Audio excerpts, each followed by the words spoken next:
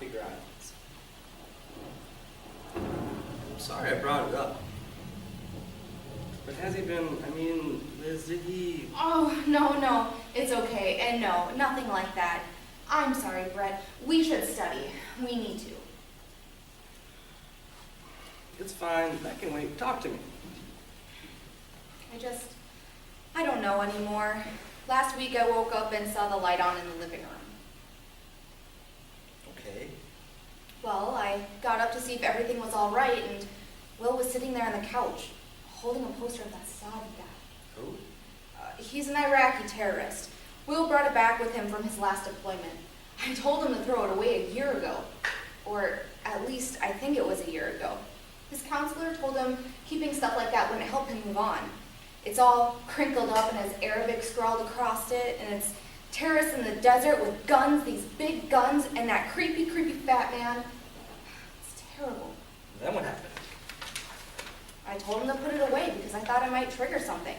And then he turned to me and he said, "Why the long face, killer?" I grabbed it and tore it up and threw it away. He wouldn't come back to bed then. What did he say the next morning? We didn't discuss it. He doesn't like talking about his freakouts. And they really don't happen that often, especially compared to some of the other guys. You should see what their wives or girlfriends have to put up with. I don't even know what to tell you. I'm sorry, but I'm sick of him taking his issues out on you. Oh, hey, don't look now, but the coffee guy is definitely checking you out. He must have a tall blonde fantasy. Brett. Hey, it's not his fault. Seriously, your shorts? I have boxers that cover more. Stop it, they're just normal workout shorts. No worries, my dear. This is Hawaii, all in the aloha spirit. But a sports bra? The poor boy must be 16. You have no idea what you're doing to his brain. What do you know about the aloha spirit? You're more of a mainliner than I am. I came here for law school. Very true, but to be fair, if my college girlfriend, boyfriend in your case, dropped out after 9/11 and got stationed in paradise, I'd have followed too.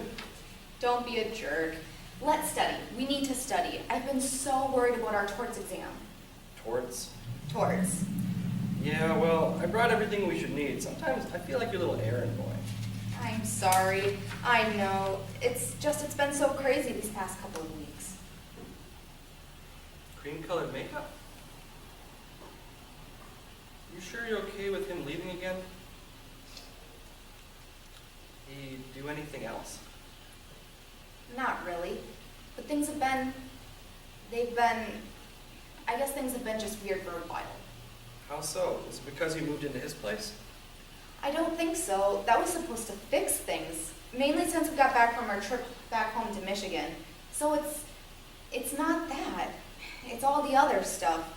I told him that he doesn't need to go back because of he's already been over there and done his part. Absolutely right. But he doesn't listen to me. He only listens to Sergeant Snow, who says they're going back to finish the job this time. And Will thinks that if he stays here, he'd be abandoning the platoon. That's gallant, I guess, but there are plenty of soldiers. Who's Sergeant Snow? His squadron leader. Will absolutely worships him.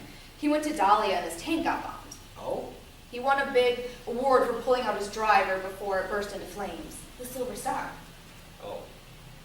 He's overly demanding and he's unfair. But I understand why. Or at least I think, and I try to. I don't know what to do. Every time I try to talk to Will about this, he either ignores me or he tells me not to worry about it and that he's fine. But I just want him to talk to me. Well, you want to know what I think? Oh, of course. You sure? You might not like it. Brett. I think you need to be selfish about this. It's okay to be selfish about this. It doesn't help either of you being stuck in an unhealthy relationship. It's not. He's self-destructive, controlling, and emotionally abusive. That's not fair. I don't think it is. I don't think he's those things. That's the way it seems to me, Liz. Being a soldier is a wonderful thing. But that doesn't erase all the other aspects of his personality. And he's about to go back to the place that contributed to making him that way. Did he even consider you or your relationship? We talked about it. And did it change anything? No. No. Remember, he signed on that dotted line, not you. Now he wants to drag you into that world too. And it's not like you're married or anything. How can he possibly expect you to stay with him for an entire year while he's away? You told me that you two broke up the last time you went to Iraq. Do you really want to go through all that again? It was just for a month, and that was because... Never mind. It doesn't matter. He's going to need me this time, and I know that. He'll need my support. That's his self-centered worldview talking. He's using you as a crutch instead of dealing with his problems. You have your own life to lead. You're funny, social, and there's a lot going on beyond these wars. You need to ask yourself, is that what you really want? To be a military wife for the rest of your life? Wondering when or if your husband will return? And even if he does, whether he'll ever be normal again? You want to support him. I understand that. And that's very noble of you. You're a good person, but that doesn't mean you have to stay with him right now. You can always just get back together when he comes back. Until then, you can support him the way the rest of us do. I didn't realize he felt so strongly about this. And I'm not at all sure what support him the way the rest of us do means. These guys have been completely abandoned by the rest of the country. I don't think that's true, and it's not about me feeling strongly. I don't. It's your life. I just think you should be reasonable about this. Most things in life aren't reasonable. I love him, Brett. I've loved him ever since I broke my ankle ice skating at the day formal at school. And he stayed with me the whole night at the hospital, just holding my hand and laughing about all the drugs I was going to get. I love him. Of course you do, and that's what's most important. Maybe I'm going to find him tonight at Sergeant Snow's house. He leaves Tuesday, after all. Things are going to be fine this time. I just need to remind him of that. If that's what you want to do. Stupid tropics, always storming, see? Yeah, there it goes.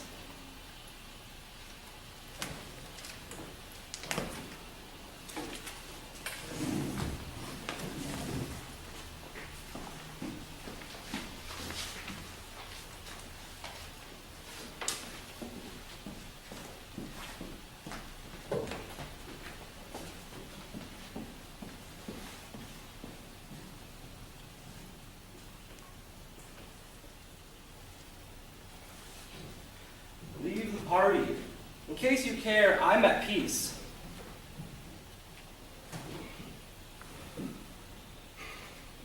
Hello. Why are you sitting in the rain? Some people like the rain. I don't like the rain. It's sad and ugly. I like pretty things.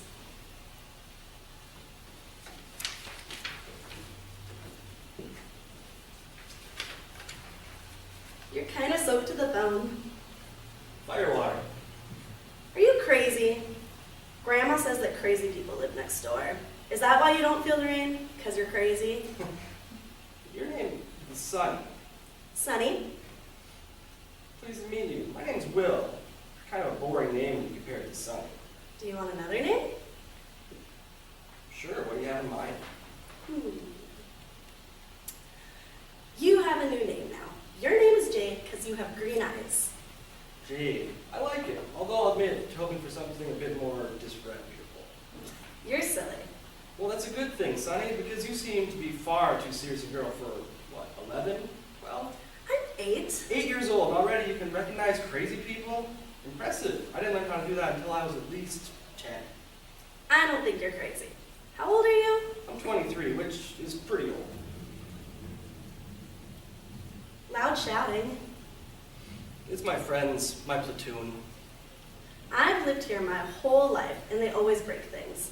I don't like them. And I told the ugly man that lives there that I don't like them. He has bad breath. Why do your friends always break things? I don't know. I guess because that's why we're here, to break things. Do you live up here too, Jade? I don't. I live in Waikiki. I like it up here, though. It's calming. I wish I'd moved up here when I had the chance. Are you going to Iraq too? I'm sorry. Don't be. I don't mind. I've been there before. So it should be easier this time. I'm a scout. Is that a good thing to be? I'm proud of it. Are you leaving anyone special behind?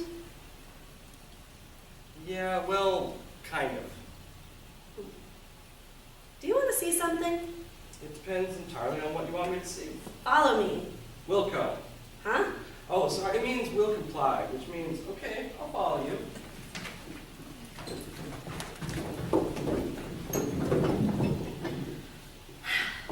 That's where Lady Gills lives now. Lady Gills. My goldfish. She used to live in the house, but now she's in heaven. Oh, sorry. Grandma says that Lady Gills is happier now, but I'm not. You should get another goldfish, maybe. We did, but it's not the same. Lady Gills number 2 just isn't as much fun as Lady Gills was. They never are. I want to pet iguana next, but Grandma says iguanas aren't allowed in Hawaii, so maybe a gecko or a chameleon instead. You lost me now. I hate lizards, all of them. Do you like my pigtails? Yeah, I like them very much. Do you like my overalls? I do, they're very colorful. So you're going to war. I am. War is that place where you kill people. I know all about it. Yeah, bad people though. I'm just gonna kill the bad people. I've never killed anything.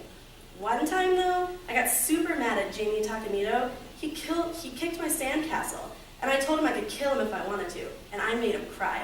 Have you? Have I ever, what, gotten my sandcastle kicked? Of course. No, Jade. Have you ever gotten so mad that you killed something? Do insects count, like spiders and stuff? No, it only counts if they bleed. And bugs don't bleed. Well, maybe, or no. I probably never killed anything.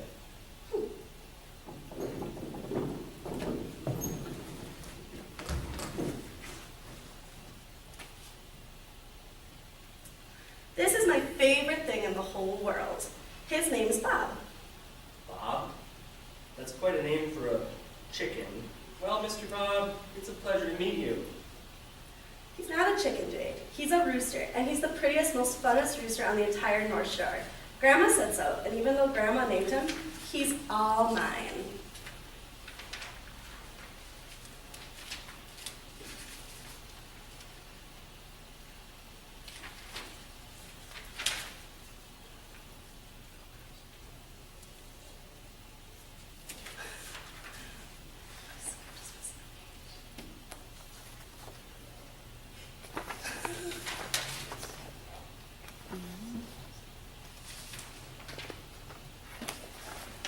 Where are your parents?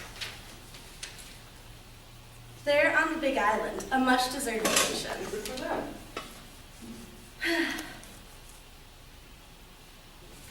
It's nearly 9 o'clock, Jade. I have to go. Good night, son. Good night, Jade.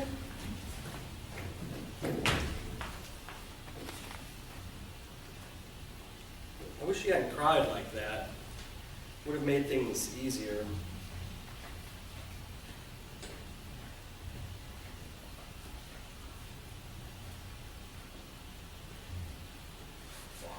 What the fuck? Well, that's the end of that, finally.